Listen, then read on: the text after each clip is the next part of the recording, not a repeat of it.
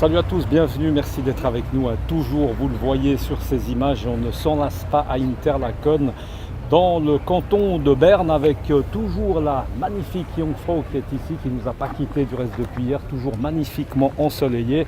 Et puis également tout un groupe de parapentistes, parce qu'Interlaken est aussi évidemment pour la pratique du parapente, avec beaucoup de Chinois parmi nous. Maintenant, on a le plaisir d'avoir le professeur Vincent Moser. Bonjour professeur. Bonjour monsieur. Merci beaucoup d'être avec nous. On le rappelle, on est à l'occasion évidemment de ces Medical Days. Ça dure depuis hier. L'occasion d'avoir ici, dans cet hôtel que l'on voit, Victoria Jungfrau, qui a reçu l'ensemble de ces 300 médecins avec plusieurs conférences différentes, dont une tout à l'heure qui s'est terminée il y a un instant avec le professeur Moser. Professeur, j'ai eu beaucoup de plaisir d'écouter votre conférence réservée à des professionnels, du reste pour la plupart d'entre eux. Vous nous avez un peu parlé finalement de la médecine de demain, cette médecine que vous avez dit génomique, c'est ça. Essayez peut-être simplement pour nos internautes d'arriver à faire un condensé, quelque chose d'un peu imagé par rapport à ce que vous avez dit. Alors très volontiers, je vous remercie pour l'interview aussi. Je crois qu'on peut résumer en fait un état de santé d'un individu, voire même un état de maladie, par le fait que cet individu porte un génome qu'il a reçu de ses parents et que ce génome, qui explique à peu près la moitié des maladies, est en contact avec un environnement. Alors ça peut être un environnement favorable, l'activité physique, bien manger, etc. Ou ça peut être un environnement défavorable, manque d'activité physique, un régime inapproprié, etc. Et c'est la conjonction des deux, les interactions des deux, qui déterminent l'état de santé d'un individu. Maintenant, jusqu'à récemment, il était impossible de connaître la composition chimique du génome, c'est-à-dire quelles sont les paires de bases qui constituent les 3 milliards de paires de notre génome. Aujourd'hui, avec la nouvelle technologie, et c'est pour ça que la technologie est tellement importante, on peut séquencer le génome d'un individu. On peut dire, ok, voilà les 3 milliards de paires de bases que je porte, et dériver de cette information une susceptibilité éventuellement à certaines maladies. Je prends le cas d'Angelina Jolie qui a une susceptibilité au cancer du sein, par exemple, une susceptibilité à une réponse à un médicament. Il y a certaines personnes qui, en raison de leur génome, développent par exemple des problèmes du foie lorsqu'ils sont exposés à des antibiotiques.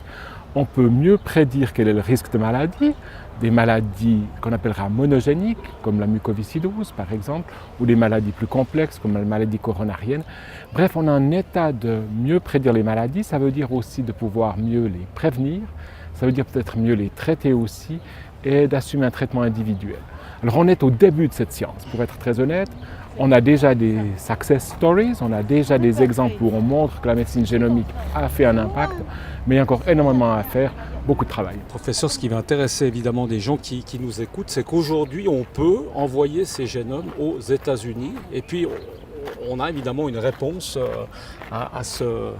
à cet acte assez rapidement, ce qui va nous permettre justement d'arriver à voir finalement ce qui pourrait nous arriver par la suite, c'est ça?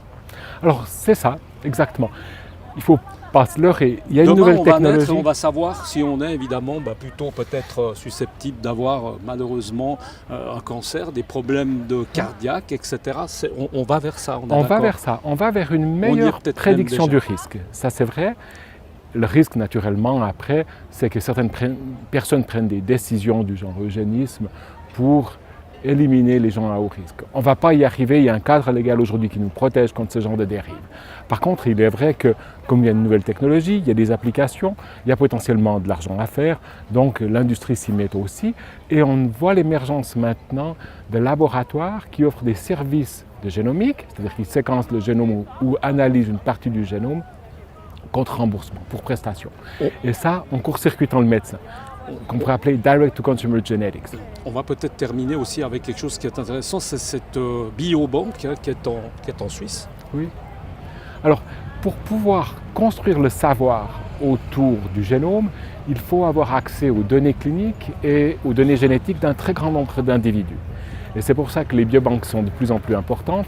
On a des pays comme la Grande-Bretagne qui ont déjà investi dans des biobanques de 500 000 personnes, par exemple. Les États-Unis ont envie d'investir dans une biobanque de 1 million de personnes, dont ils pourront analyser les génomes et mettre en relation les données génétiques et les données cliniques. À Lausanne, nous avons effectivement la plus grande biobanque de Suisse que nous avons construite dans cette intention. Professeur, on revient peut-être à ce Medical Days, on l'a dit déjà hier, c'était l'occasion de rencontrer plein de confrères, consoeurs qui font plus ou moins la même chose. Je vous ai vu, vous avez assisté à plein de conférences, au premier rang en plus, vous aviez l'air passionné. Qu'est-ce qui vous a, vous comme professeur qui êtes là-dedans, qu'est-ce qui vous a impressionné chez les autres? Qu'est-ce qui vous a interpellé? Ce qui m'interpelle d'abord, c'est la vitesse à laquelle évolue la médecine. La médecine évolue très rapidement et je crois qu'on a l'obligation, comme médecin, comme provider de soins, de rester au niveau de ce qui se passe. C'est pour ça que je salue l'initiative là que cette société offre. C'est important d'arriver à avoir justement avoir ces contacts avec les autres, c'est très important. Les contacts avec les autres et l'éducation, si vous voulez, faite par des gens de haute qualité qui connaissent bien leur domaine et qui sont capables de le partager. Donc c'est pour ça que les présentations auxquelles j'ai assisté étaient pour moi un régal. Alors ce sera un peu anecdotique, ce sera la dernière question. Hier soir, on l'a dit, il y avait une fondue un peu gigantesque avec 300 personnes. Comment est-ce que vous l'avez vécu cette soirée fondue? Alors j'ai été très impressionné par la technologie.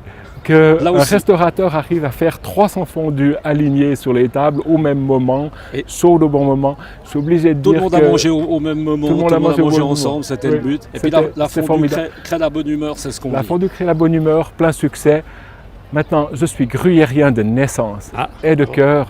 Je ne m'exprimerai pas sur la différence entre la fondue bernoise et la fondue gruyérienne. Donc la barre est placée assez haute et on l'aura compris. Merci beaucoup, professeur Moser, en tout cas. C'est moi qui vous remercie. Merci beaucoup. Voilà, fin de ces Medical Days ici à Interlaken, une organisation, on le rappelle, de Swiss Medical Network. On se retrouve très bientôt sur Direct News. Ciao.